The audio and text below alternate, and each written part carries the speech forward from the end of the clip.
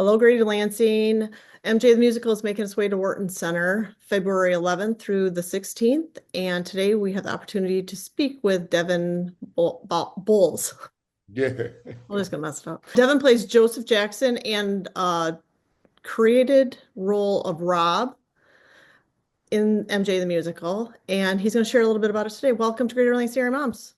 What's going on, y'all? Good morning. Good morning. Tell us a little bit about playing Joe Jackson, the manager and the patriarch of the Jackson family.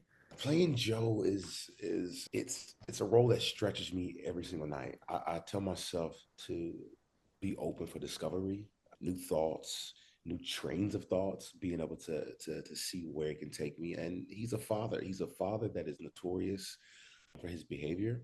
He's a father that's notorious for his control, his conduct, his assertiveness.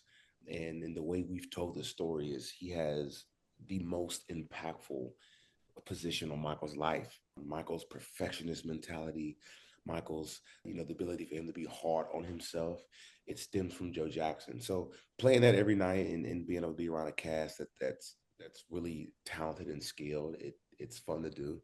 And it's a great responsibility that I hold near to my heart. He sounds very intense. He's a How do character you for sure. how do you portray such an intense character and keeping him human and relatable? Yeah, I think for me, I played villains a few times in my career, and I think what I normally go to is, you know, villains are only villains by contrast. So they believe what they're doing is correct. They believe that they know what's best. For me, have an ability to tap into what I call the shadow side of humans, which is greed and anger and lust and disappointment and all the emotions that we tend to hide in our everyday lives. Antagonists and villains tend to lean on more. And for me, I really tap into why did Joe behave the way he behaved? Why did he say these things? Why did he conduct himself this way? And it's challenging for me. I love that as an actor. I love playing with that. And I'm not a father, but being able to have a cast that I'm close with, I can connect the dots and see how I would behave if I was placed in these situations, in these predicaments. Excellent. Um, because there's such a mix or an intense drive of discipline and ambition with Joe Jackson, Joseph Jackson, and the whole Jackson family and the upbringing of those kids. What do you think MJ could teach about finding balance between pushing kids to success and also letting them be kids? Or do you think the Jackson kids weren't allowed to be kids? That's a tough one. I do believe that the Jackson kids weren't giving the full grace to be children. And I think that was due to Joe's dedication to make them stars. Joe was a musician himself. Joe had a life before he was a father. And I think some failure in that is what pushed him to assert guidance on his kids even more. From the moment he found out his kids were talented or had any musical skill at all, it was at that moment that he knew this is what they're going to do. You take Michael Jackson to be, specific. Michael was a grown kid. He behaved as a child in his older age. He had Neverland. He carried himself in a very childlike manner. And I do think there's reasons to that of how he grew up and what was taken away from him or what was placed on him at a young age. So Devin, I think there is a balance to everything when it comes to raising kids and being an uncle myself. But to put my mind in Joe Jackson's position, there was no options for him. There was no um, plan B, plan C. There was, you're going to be great. You're going to be stars. I'm going to make you stars. And we're going to do whatever it takes for that to come to fruition.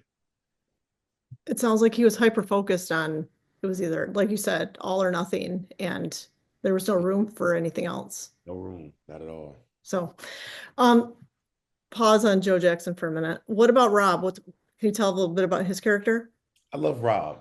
Rob is more like me. Rob is organized. Rob is constructed. Rob likes order. He likes things to pan out the way they're supposed to pan out. From the moment we see Rob come into the scene, he's giving instructions. He's warning Michael about the schedule.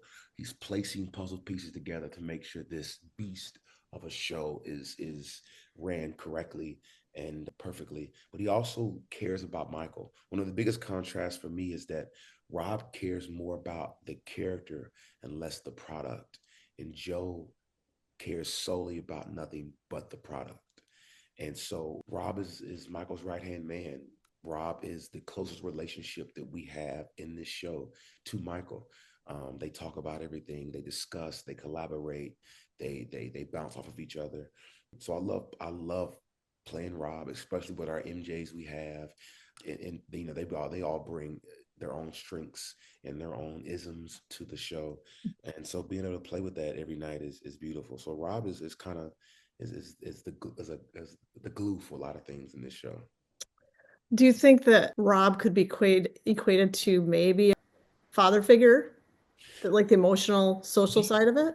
to a degree, I think I've thought about this show so many times, and I tend to try to discover more about it. I do think there's an essence of Rob could be somebody that Joe would never was, in the sense of caring for Michael beyond the product, checking in with him, asking how he's doing, his mental state.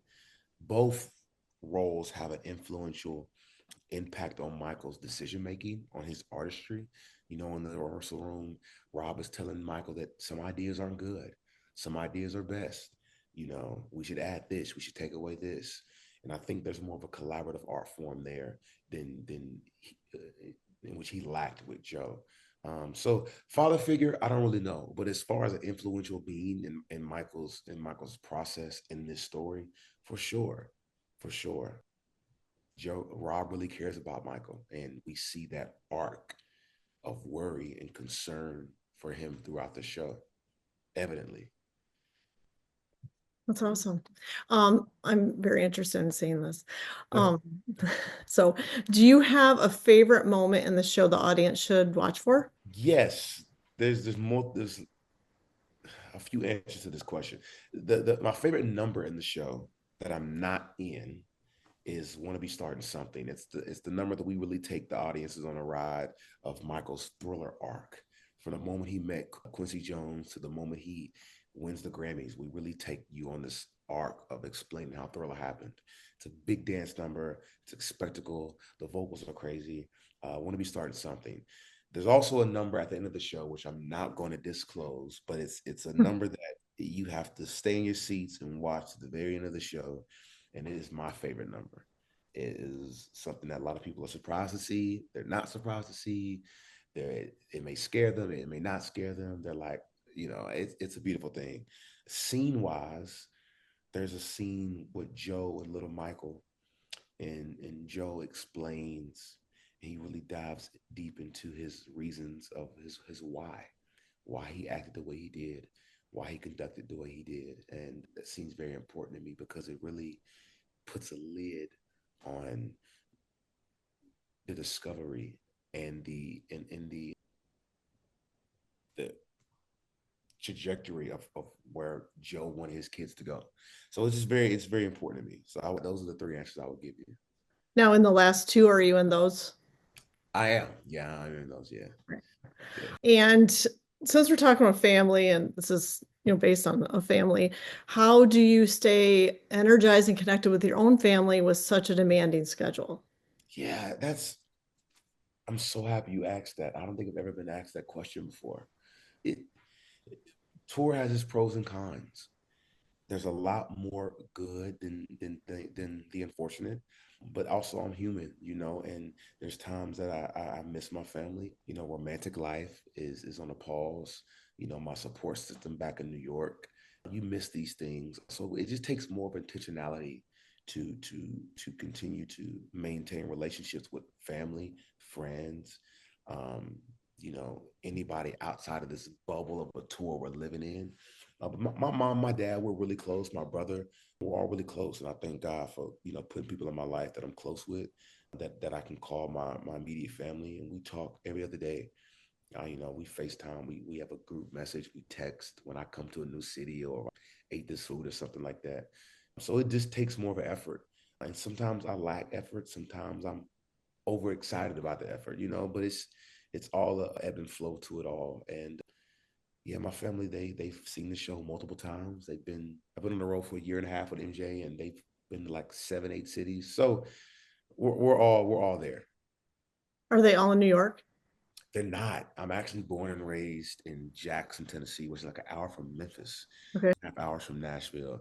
And my mom, my dad are in Jackson, and my brother lives in East Tennessee in a place called Chattanooga. Okay. Yeah. Well, cool. Well, I hope you call them and tell them something super exciting that you discovered when you're in East Lansing. Yeah. I'm a big college football fan. Oh, yeah. My brother played college football, my dad played college, uncle played in the league, all my cousins played D1. Like I played all in high school growing up. So, every city we go to that has a university, I make sure to scooter around and walk around the campus to see the football stadiums and everything. So I'm excited. That's fun. Julie and I both have teenage children, and they would be happy to give you a tour on Yeah, the I'm, scooter. So, I'm I anyways, look forward to it. that's great. Is there a moment in the show that every time you perform, it kind of takes you back or gives you chills, no matter how many times that you perform it? I didn't grow up with Michael Jackson. I Okay. wasn't a really, I wasn't too, I didn't know a lot of his discography. I didn't know the plethora of hits he had. So as far as the nostalgia element being there, it's not too high. For me, with the show specifically, I was a big fan of the show before I had the honor to be in the show and co-lead the show. The opener of this show gives me chills every single night. It's Beat It. Beat It is the opener of the show. It comes out of the gate. It's dance heavy, it's vocal heavy, and it's so pocketed in the story we're telling. It's the rehearsal room. And so every time I'm in Beat It and have an ability to hear, the MJs sing it and the dancers, you know, execute their skill set, it's beautiful. I would say Beat It. And it's slept on because it's the opener and people forget it ever happened sometimes. But I would say Beat It is exciting. So it's safe to assume that you're more of a Michael fan now. Most definitely. And learning more of his, the songs that are in the show that I had no idea about. His deep cuts, where there was, I knew everything on Thriller basically, but like Off the Wall and the Invincible album and Dangerous and Bad. So some of these albums that I didn't know much, I didn't know the full scale of the discography that I've grown more a fan of, especially the ballads. Now, if you could describe MJ in 2 or 3 words, um, what would they be? Humanitarian, visionary, and discipline. I think those are the 3 words I would describe MJ. There's something so special about your manifestations becoming your reality. And Michael was such a visionary. He knew what he wanted. He knew how it wanted to affect people. And the discipline came in, which I spoke about earlier, that I think a lot of it was from Joe. He wasn't going to let anybody stop him or not let any stereotype, not any industry, not any box pigeonhole him from stepping into that realm of himself. And it's very inspirational. Very ambitious guy myself. I believe in discipline over mood. I'm always looking for ways to grow my engagement, grow my craft, grow my storytelling. And what I learned from Michael is that um, you have to see yourself in your dreams before anybody else can. And I think it's something so powerful about that. And then the whole humanitarian aspect, he wanted to legit, no pun intended, but heal the world with his music. He wanted his music to be the great equalizer. He wanted his music to be the great collaborator of other humans. And I think he did a great job of doing that. And I think that, that is one reason why we have Michael's music played year round 10, 15, 20 years later. It's timeless. It is something that multi-generations have grown uh, accustomed to and celebrate. So yeah, visionary, humanitarian, and discipline. I will use the 3 words. Excellent. Well, I appreciate your time today. we're looking forward to seeing this next week. And we hope you have the best time in East Lansing Yeah. and go green. And start a little plug there. Yeah. But MJ will be at MJ the Musical will be at Wharton Center from February 11th through the 16th, and we'll have information on how to get tickets and a little bit more about Devin. And thanks for spending some time with us. I appreciate you, Christine. Thank you. Sure.